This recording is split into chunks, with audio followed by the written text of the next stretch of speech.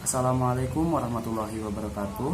Perkenalkan, nama saya Muhammad Bintang Firmansyah dengan NIM 21103040169 dari Prodi Ilmu Hukum D, Fakultas Syariah dan Hukum UIN Sunan Kalijaga, Yogyakarta. Di sini saya ingin menjelaskan materi saya yang bertema Islam normatif dan historis. Video ini dibuat untuk memenuhi tugas UAS dari mata kuliah pengantar studi Islam yang diampu oleh Ibu Siti Jahroh, SHI MSI. Langsung saja ke materinya. Yang pertama yaitu Islam dan normatif. Islam normatif bermakna sebagai Islam yang datang memuat nilai-nilai, aturan, etika yang murni dari Tuhan tanpa adanya intervensi manusia. Islam normatif memuat seperangkat nilai-nilai yang kebenarannya absolut.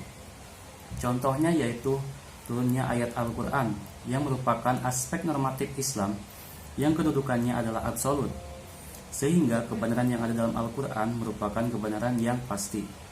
Pada umumnya, normativitas ajaran wahyu atau teologis normatif itu dibangun, diramu, dibakukan, dan ditelaah melalui pendekatan doktrinal teologis. Pendekatan ini berasal dari teks yang sudah ditulis dalam kitab suci, yaitu kitab suci Al-Quran. Teologi adalah pemikiran tentang persoalan ketuhanan. Contoh persoalan dari ketuhanan ini diantaranya adalah adanya nabi palsu dan manusia yang pada umumnya dapat mempercayai nabi palsu tersebut. Untuk mengatasi hal tersebut, seseorang harus mengetahui arti dari Islam normatif dan historis dengan sesungguh-sungguhnya. Lalu pendekatan normatif ini memiliki kelebihan, yaitu lewat pendekatan normatif, manusia akan memiliki sikap yang militansi dalam beragama, yakni berpegang teguh terhadap agama yang diyakini atas kebenarannya, tanpa memandang dan meremehkan agama lainnya. Manusia akan memiliki sikap fanatis terhadap agama yang dianutnya. Sedangkan kelemahannya, yaitu seseorang akan memiliki sifat eksklusif dan tidak mau mengakui kebenaran dari agama lain. Karena jika seseorang meyakini sesuatu dengan kebenaran yang mutlak, maka seseorang tersebut akan menjadi pribadi yang tertutup, tidak mau menerima pendapat serta pemahaman dari orang lain. Nah, untuk menyikapi setiap masalah yang muncul di masyarakat, jika hanya menggunakan pendekatan yang normatif ini, tidak bisa dibenarkan. Karena paradigma normatif isinya adalah doktrin ketat, yang mana agama harus muncul sebagai kekuatan absolut yang dapat menyebabkan gesekan antar kelompok atau organisasi dalam masyarakat.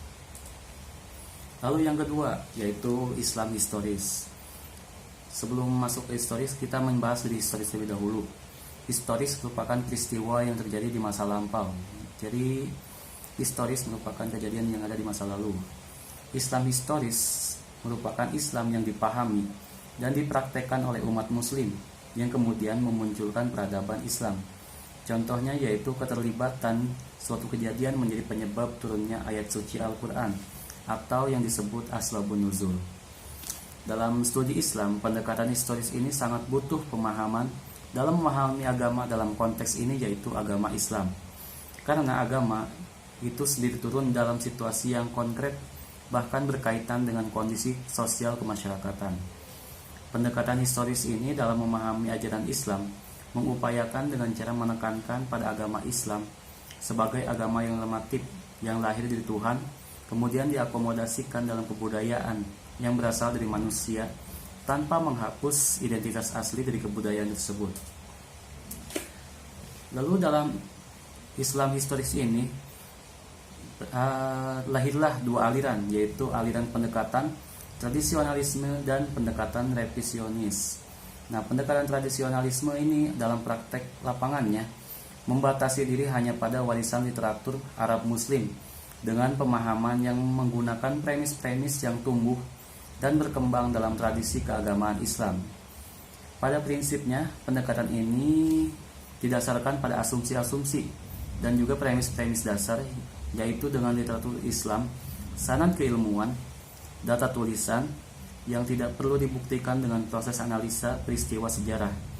Al-Quran dianalisa berdasarkan tradisi yang tumbuh dalam kalangan cendekiawan Islam dan juga analisis linguistik. Sedangkan untuk pendekatan revisionis berdasarkan pada asumsi-asumsi dan premis-premis dasar, yaitu melalui sumber tertulis yang universal, saksi sejarah, reduksi penulisan karena terbatasnya kata yang menggambarkan kejadian yang benar-benar terjadi. Sejarah tentang transmisi dokumen tertulis harus diteliti secara cermat. Karya tulis yang belum pasti mengungkapkan apa yang benar-benar terjadi atau hanya menyajikan pandangan dari penulis itu sendiri tentang suatu kejadian yang diketahui dan bukti eksternal merupakan hal yang penting untuk diteliti.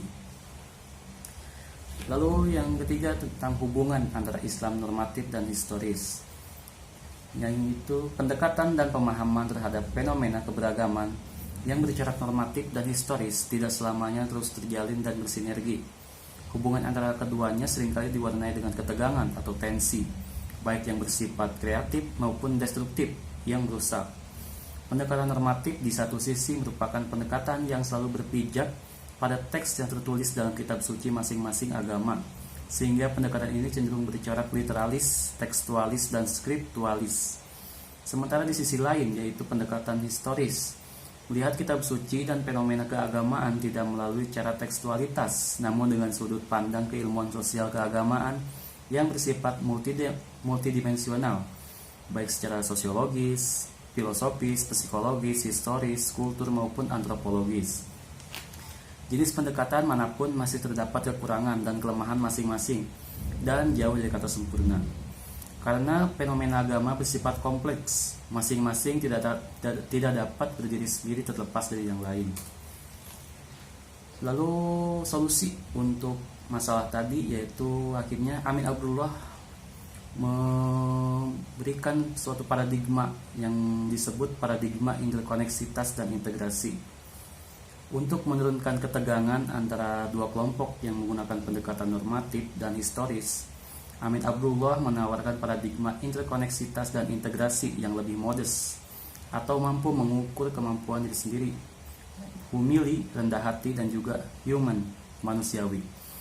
Paradigma interkoneksitas yang berasumsi memahami kompleksitas fenomena kehidupan yang dihadapi manusia, maka setiap bangunan keilmuan apapun, baik keilmuan agama, sosial, humaniora maupun kealiman, tidak dapat berdiri sendiri dalam menyatukan, saling menyapa antara satu bangunan ilmu dengan lainnya, terutama sains dan agama.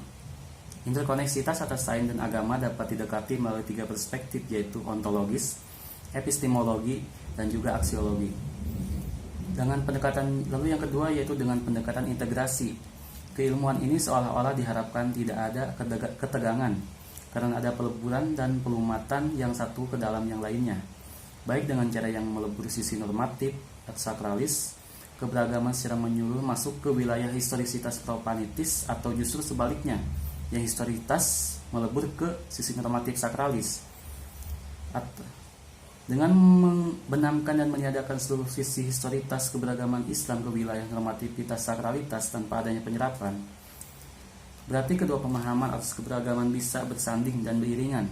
Jika pemahaman agama yang bersifat normativitas mau membuka diri atas pemahaman yang berkembang sesuai kondisi keadaan yang sebenarnya, begitu juga pemahaman agama yang bersifat historisitas diharapkan mampu menahan diri dan tidak memaksakan untuk memberikan pemahaman akan keberagaman berdasarkan real kehidupan bermasyarakat dan mengenyampingkan dasar agama.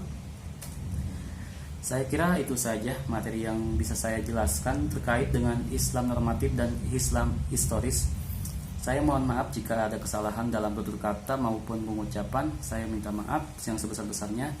Terima kasih. Wassalamualaikum warahmatullahi taala wabarakatuh.